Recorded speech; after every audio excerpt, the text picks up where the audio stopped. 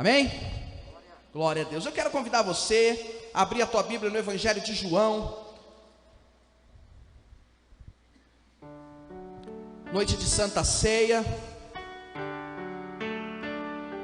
Noite na qual eu e você estaremos como igreja, como família, fazendo memória daquele que se entregou naquela cruz, para que eu e você tivéssemos vida e vida com abundância.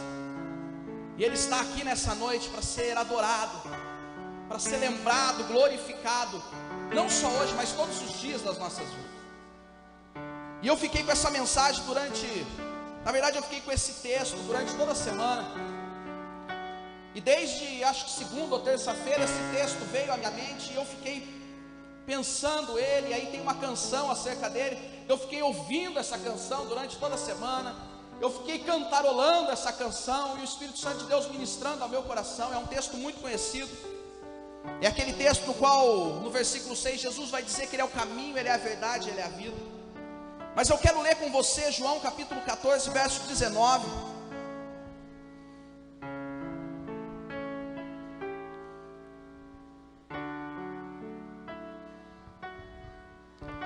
João capítulo 14, verso 19 diz assim: mais um pouco e o mundo não me verá mais. Vocês, no entanto, me verão, porque eu vivo, vocês também viverão. Pai, nós te louvamos nessa noite. Nós te agradecemos pela tua palavra. Ela foi aberta, ela foi lida. E como sempre, ó Deus, que ela venha gerar vida aos nossos corações. Pai, obrigado porque a tua palavra, em especial nesses versículos de João 14, nos deixa uma promessa, a maior de todas as promessas, de que o Senhor foi assunto ao céu, mas que o Senhor voltará para nos buscar, e um dia nós estaremos com o Senhor, ó Pai, aonde não haverá mais dor, aonde não haverá mais choro, aonde não haverá mais tristeza, porque já as primeiras coisas são passadas, e tudo se fará novo. Nós cremos nessa promessa, Pai. Por isso diminua, meu Deus, nessa noite. Diminua o teu povo de modo que o Senhor cresça neste lugar, de modo que a presença do Senhor se manifeste neste lugar, de modo que a ministração da tua palavra caia na boa terra do nosso coração e sejamos fortalecidos pela tua palavra. Em o nome de Jesus colocamos tudo diante do Senhor. Sê conosco, Pai, em o nome de Jesus. Amém e amém. O tema da mensagem dessa noite é a seguinte: não se esqueça da maior promessa. Você pode dizer comigo: não se esqueça da maior promessa. Nós gostamos de promessa. Quantos aqui gostam de promessa? Todos nós gostamos. E a Bíblia, ela nos deixa muitas promessas. A Bíblia, ela nos cita diversas promessas. Ela nos revela muitas promessas. Mas existe a maior de todas as promessas, que Jesus irá voltar para buscar a sua igreja. E eu creio que esse dia está chegando. Eu disse aqui domingo passado que essa é mais uma ceia, eu creio que de algumas mais poucas que nós faremos aqui, porque nós vamos ceiar com Ele. E esse dia está chegando para a glória e louvor do nome dEle. E aí então nós entramos no contexto deste texto de João capítulo 14. Aqui alguns momentos antes, Jesus ele havia lavado os pés dos seus discípulos. Jesus ele começa a mostrar aos seus discípulos a importância do serviço, a importância do servir. Aí Jesus ele começa mais uma vez a lembrar os seus discípulos que a hora dele estava próxima, que o momento da sua partida estava próximo. E aí uma passagem muito conhecida, Pedro se levanta e diz para ele: Senhor, se necessário for, eu vou morrer com você. Se necessário for, eu vou contigo. E aí Jesus replica a ele dizendo: Pedro, ainda hoje, antes que o galo cante 3 vezes, você me negará. Porque Jesus sabia que naquele momento de agonia e de aflição, ele passaria longe dos seus discípulos. Ele não passaria sozinho, porque o Pai estaria com ele.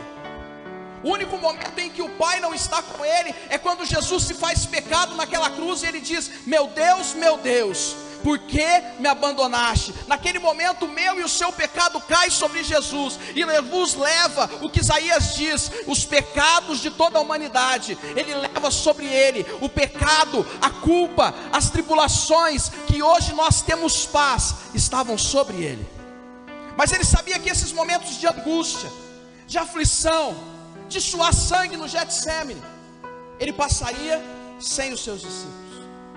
Que no momento de escárnio, que no momento de acusações, de injustiça, de dor, os seus discípulos não estariam com ele. Ele sabia que ele passaria sem eles. Mas mesmo assim, Jesus deixa uma promessa nesse texto, para os seus discípulos, para aqueles que o seguiam, mas para todos quanto creem, mas para todos quanto iriam crer. E nós estamos aqui nessa noite porque nós cremos, e se nós cremos, essa promessa é para mim, e essa promessa é para você, essa promessa é para as nossas vidas, a promessa de que Ele vai voltar. E aí então nós começamos a observar algumas coisas acerca desta promessa. 3 pontos, dentre muitos, porque é um texto, é uma passagem muito rica, uma passagem muito completa, que dá para nós analisarmos ela de diversas formas, mas o Senhor, Ele me levou a 3 tópicos, a 3 conceitos, acerca dessa promessa. E eu quero com você, no versículo 1 desse mesmo capítulo, ao verso 3, diz assim: não se turbe o vosso coração, crede em Deus e crede também em mim. Na casa de meu Pai há muitas moradas, se não fosse assim, eu já lhes teria dito, pois vou preparar um lugar para vocês, e quando eu for e preparar um lugar, voltarei e os receberei para mim mesmo, para que onde eu estiver, vocês estejam também. A primeira coisa que eu aprendo: existe uma promessa feita pelo próprio Cristo. Essa promessa ela não foi feita por nada mais, nada menos, ninguém mais, ninguém menos do que o próprio Cristo. O Filho de Deus agora está dizendo assim: não preocupe o teu coração, não fique angustiado o teu coração, não fique olhando para as circunstâncias da qual você está vivenciando hoje, porque não está só aqui. Existe algo maior, existe algo melhor preparado para você. A sua vida não diz respeito a um momento e a este tempo. Eu tenho preparado para vocês uma morada celestial. Eu tenho preparado para vocês um lugar novo. Eu tenho preparado um lugar para vocês aonde não haverá mais dor, não haverá mais tristeza, não haverá mais choro, porque o Senhor enxugará dos seus olhos toda lágrima. É essa promessa que eu estou deixando para vocês. O coração de vocês não precisa ficar conturbado, ele não precisa ficar aflito, ele não precisa ficar angustiado, porque existe uma promessa que sobressai todas as coisas, a promessa de que o Filho do Homem vai, mas quando tudo estiver preparado, Ele irá voltar, e quando Ele voltar, vocês estarão comigo. Ele estava dizendo: ei, daqui a alguns momentos eu vou passar por situações adversas, por momentos de muita dor, muitos de vocês irão fugir, irão correr, mas eu vou voltar, eu vou revestir vocês do Espírito Santo, vocês serão minhas testemunhas, vocês manifestarão poder na face da terra, e quando todas as coisas estiverem prontas, eu vou voltar. E não existe promessa maior e melhor do que essa. Nós podemos passar tudo e todas as coisas, mas nós sabemos que o nosso Redentor vive, e Ele voltará para buscar a tua igreja, Ele voltará para buscar a tua vida, Ele voltará para buscar a minha vida. É noite de Santa Ceia. Na ceia, Jesus ele está com os discípulos. Ele já sabia que um haveria de trair. Como eu disse, ele já sabia que haveria de estar sozinho. Mas mesmo assim ele parte o pão, mesmo assim ele distribui o cálice, mesmo assim ele une a casa, a família. porque Ele sabe tudo aquilo que estava por vir, mas Ele também sabe tudo o que iria acontecer subsequentemente à sua morte e à sua ressurreição. Eu e você não estaríamos mais sob o domínio do pecado, eu e você não estaríamos mais no poder da morte, eu e você não estaríamos mais condenados, mas nele todas as coisas agora são reconectadas em Deus. O ministério da reconciliação é entregue. Ele sabia que ele haveria de sofrer, mas por um bom motivo, para que eu e você tivéssemos vida e vida em abundância. E aí então ele deixa a maior de todas as promessas. E é interessante que quando nós pensamos numa promessa do próprio Filho de Deus, nós somos levados a alguns versículos. Números capítulo 23, você não precisa abrir para a gente ganhar tempo. Versículo de número 19 diz que Deus não é homem para que minta, nem filho do homem para que se arrependa. Porventura diria ele e não o faria, ou falaria e não confirmaria. A promessa é daquele que não mente, a promessa é daquele que não volta atrás. Isaías diz que seca-se a erva, capítulo 40, verso 8, cai a flor, porém a palavra do nosso Deus subsiste para sempre. Jesus vai virar aos seus discípulos e a todos que ouviam, Mateus capítulo 24, verso 35, vai dizer assim: o céu e a terra passarão, mas as minhas palavras não hão de passar. Ou seja, quem está nos deixando uma promessa é este que não pode mentir, é este que não volta atrás, é este que não se arrepende, é este que mesmo que seque a erva, caia a flor, a palavra dele não passa. Mesmo que passe o céu e passe a terra, a palavra dele não passa, ele zela por cumpri-la. E aí Hebreus capítulo 10, verso 23 diz assim: então retenhamos firmes a confissão da nossa esperança, porque fiel é o que prometeu. Ele está dizendo: fiquemos firmes na confiança da nossa esperança. Nós ouvimos aquele ditado que a esperança é a última que morre. Eu quero dizer para você que a nossa esperança, ela já morreu, mas ela ressuscitou e ela voltará para buscar a igreja. E é nessa esperança que agora Hebreus está dizendo: fiquem firmes, fiquem confiantes, porque quem prometeu é fiel para cumprir. A palavra dele não é vazia, ele zela para cumpri-la. João capítulo de número 1, verso de número 1 João, perdão, capítulo de número 2, verso 25 diz: então, esta é a promessa que ele nos fez, a vida eterna. Ele prometeu a mim e a você vida abundante, e ele se entregou naquela cruz para que nós tivéssemos isso. E aqui ele está dizendo aos seus discípulos: não fiquem preocupados, aflitos, angustiados, creiam em Deus e creiam também no Filho de Deus, porque eu vou preparar lugar e voltarei para cumprimento desta promessa. Segunda coisa que eu aprendo, verso 4 diz: e vocês conhecem o caminho para onde eu vou. Então Tomé disse a Jesus: não sabemos para onde o Senhor vai, como podemos saber o caminho? Jesus respondeu: eu sou o caminho, a verdade e a vida. Ninguém vem ao Pai senão por mim. Se vocês me conheceram, conhecerão também o meu Pai. A segunda coisa que eu aprendo: é necessário, neste tempo do cumprimento, até que a promessa se cumpra, é necessário conhecer a Cristo. E conhecer a Cristo é o aprofundar do crer em Jesus.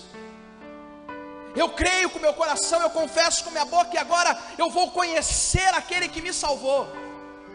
Agora eu vou me aprofundar em estabelecer um relacionamento com aquele que me salvou. Aquele que outrora eu estava num lago de enxofre, num lago de lamaçal do pecado, mas agora Ele nos tirou e nos colocou na sua luz. Agora Ele iluminou o nosso caminho. Agora é necessário que eu o conheça. Não basta só vir à igreja, não basta só ouvir sobre Jesus, é necessário conhecê-lo, é necessário estabelecer com Ele um relacionamento, porque Ele diz assim, que aqueles que, versículo 7, que conheceram Ele no passado, no caso dos discípulos, que estavam caminhando com Ele há algum tempo, aí esses então conhecerão o futuro, o Pai. Aqueles que se disponibilizam a conhecer aqui, estarão lá, conhecerão lá, regozijarão lá. Mas conhecer Jesus é muito mais profundo do que nós pensamos, é muito mais completo do que muitas vezes nós imaginamos. 1 João capítulo 2, verso de número 3 e 4, diz assim: e nisto sabemos que o conhecemos, se guardarmos os seus mandamentos.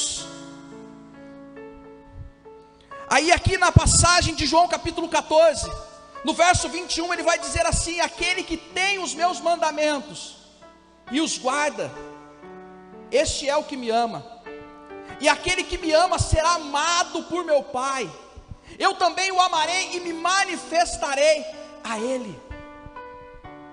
Agora ele está dizendo que aquele que conhece a Cristo, aquele que está firmado na expectativa do cumprimento dessa promessa, agora ele guarda os seus mandamentos. Agora ele retém os mandamentos e os guarda. E aquele que guarda os seus mandamentos, ele ama e será amado pelo Pai. Ele será manifestado no Filho. Ele será, e o Pai se manifestará nele, porque ele guarda os mandamentos. No capítulo 13, um capítulo antes, versículo de número 34, ele diz assim: e eu lhes dou um novo mandamento, que vocês amem uns aos outros, assim como eu os amei, e também vocês amem uns aos outros. Nisto todos conhecerão que vocês são os meus discípulos, se tiveres amor uns pelos outros. Ele está dizendo que aqueles que conhecem guardam os seus mandamentos, e mais do que guardar os mandamentos, mais do que agradar o coração de Deus por guardar, é praticar os seus mandamentos. Porque aquele que guarda, aquele que conhece Jesus, guarda e pratica. E quando eu pratico, eu me faço semelhante, eu me torno semelhante ao Filho de Deus. Porque eu não começo a manifestar a minha carnalidade, a minha humanidade, mas agora eu começo a manifestar o Filho de Deus. Para que as pessoas não mais vejam o Rodolfo falho, o Rodolfo pecador, mas vejam a boa obra de Deus sendo feita na vida dele. E glorifiquem a Deus, e exaltem a Deus, e anseiem por estar juntamente com este Deus. Porque eu não posso manifestar o reino na minha humanidade, eu não posso manifestar o Filho de Deus na minha racionalidade, na minha carnalidade, mas quando eu tenho Filho, por intermédio do Espírito Santo, quando eu guardo os mandamentos e pratico, quando eu faço com que o Filho de Deus se torne conhecido através das minhas atitudes, o reino de Deus é glorificado, as pessoas são ministradas, o nome do Senhor é glorificado, até que Ele venha. Porque existe uma promessa para todos. O desejo de Deus é que todos os homens sejam salvos. E eu e você somos a manifestação desse reino para a salvação, para a anunciação do reino do Filho de Deus. E aí ele conclui com o terceiro conceito, terceiro tópico. Capítulo 14, estava no 13 aqui. Verso 12 diz assim: e em verdade lhes digo, que aquele que crê em mim fará também as obras que eu faço, e outras maiores fará, porque eu vou para junto do Pai, e tudo que vocês pedirem em meu nome, isso farei, a fim de que o Pai seja glorificado no Filho. A terceira coisa que eu aprendo é que enquanto aguardamos o cumprimento da promessa, manifestamos a Cristo. Agora nós temos uma promessa, aceitamos a Jesus, cremos com o nosso coração, confessamos com a nossa boca. Agora nós temos essa promessa de que Ele voltará para nos buscar, de que tudo isso é passageiro, de que nós somos estrangeiros neste lugar. Mas até o cumprimento desta promessa, é necessário que eu me aprofunde em conhecê-lo, porque quando eu conheço também os seus mandamentos, e os guardo e os pratico, de modo que eu venha a amadurecer e agora manifestar o Filho de Deus, de modo que agora eu venha manifestar o reino de Deus. E aí então eu possa ser a manifestação de Cristo, porque agora eu o conheço, porque agora eu estou envolvido com essa promessa a ponto de que eu quero que todos sejam alcançados por ela. E agora então Jesus, Ele me dá essa incumbência, como Ele dá aos discípulos aqui. Ele está dizendo assim: em verdade eu vos digo, que se vocês crerem em mim, vocês farão não só as obras que eu faço, mas maiores ainda vocês farão, porque eu vou junto do Pai. Mas vocês podem pedir em meu nome, porque eu irei fazer para que o Pai seja glorificado. Ou seja, a manifestação, a petição de vocês precisam estar em concordância com a glorificação de Deus. E assim então eu farei, de modo que na vida de vocês e através de vocês o Pai seja glorificado. E aí Mateus capítulo 6, verso de número 35 vai dizer: busque primeiro o reino de Deus e a sua justiça, e aquilo que eu e você precisamos nos será acrescentado. Aquilo que é secundário,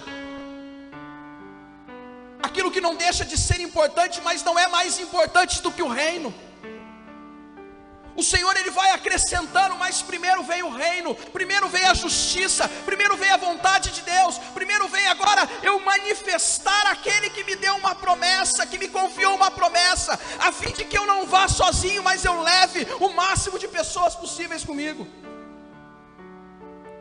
Mas Jesus, sabedor de todas as coisas, Ele sabe que nós não poderíamos sozinhos. Ele sabe que na nossa capacidade humana nós não conseguiríamos. Nós por nós mesmos estaríamos fadados ao fracasso. Aí Ele vai, na segunda parte desse capítulo, dizer assim: eu vou, mas eu não vos deixarei órfãos. Eu enviarei, eu rogarei ao Pai, e Ele enviará um Consolador, o Espírito Santo da verdade. E agora esse Espírito Santo, ele tem algumas incumbências. Ele estará com você todos os dias até a consumação do século. Jesus está dizendo lá: não fique preocupado o teu coração, porque agora Ele está complementando dizendo: existe um Senhor na tua vida, um Espírito Santo, a terceira pessoa da Trindade, aquele que sabe todas as coisas e pode, aquele que te convence do pecado e do juízo. Agora Ele vai estar com você todos os dias das suas vidas até a consumação dos séculos. Ele fará com que vocês lembrem de todas as coisas que eu ensinei.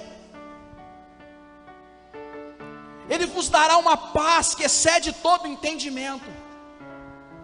Mesmo que vocês passem por momentos tribulosos, enquanto a promessa não se cumpre, esse Espírito vos dará paz, e uma paz que o mundo não consegue compreender. Sabe por quê? Porque esse Espírito não é para o mundo, é para os crentes. Esse Espírito não é para qualquer um, é para os que creem. O mundo não pode receber, mas aqueles que creem, aqueles que tomaram posse dessa promessa, da verdade, do Filho de Deus, agora eles tomam posse também desse Espírito que habita em nós e através de nós, manifestando o reino, poder e glória para a salvação do mundo. Porque Ele é o caminho, Ele é a verdade, e neste caminho precisamos andar em verdade, para que tenhamos a vida e vida em abundância. E eu encerro com você aqui, que Jesus, Ele reafirma depois no capítulo, o mesmo capítulo, versículo de número 27 e 28, ele diz assim, 28 e 29, desculpa. Vocês ouviram o que eu disse, eu vou e volto para junto de vocês. Se vocês me amassem, ficariam alegres com a minha ida para o Pai, porque o Pai é maior do que eu. Isso eu farei agora, antes que aconteça. Falei agora, perdão, antes que aconteça, para que quando acontecer, vocês creiam. Jesus está dizendo assim: eu vou, mas eu volto. Nós vivemos um tempo tão corrido, nós vivemos em uma época em que a vida é tão apressada e ágil, e nós queremos realizar tantos sonhos, tantos objetivos, e não tem nenhum pecado nisso. O problema é que nós nos preocupamos tantas vezes com aquilo que nós queremos conquistar aqui, que nós esquecemos que Ele foi, mas Ele volta, e não existe promessa maior do que essa, porque nós podemos passar todas as coisas, mas Ele estará conosco, Ele nos fará lembrar de todas as coisas, e Ele nos dará uma paz que excede todo o entendimento, para que quando Ele voltar, nós estejamos junto dEle, não mais ceando alegremente como nós ceamos aqui. Vamos ceiar daqui a pouco, mas ceando na bodas do Cordeiro e celebrando, porque Ele vive e Ele reina para todo sempre. Você crê nisso? Aleluia. Se você crê,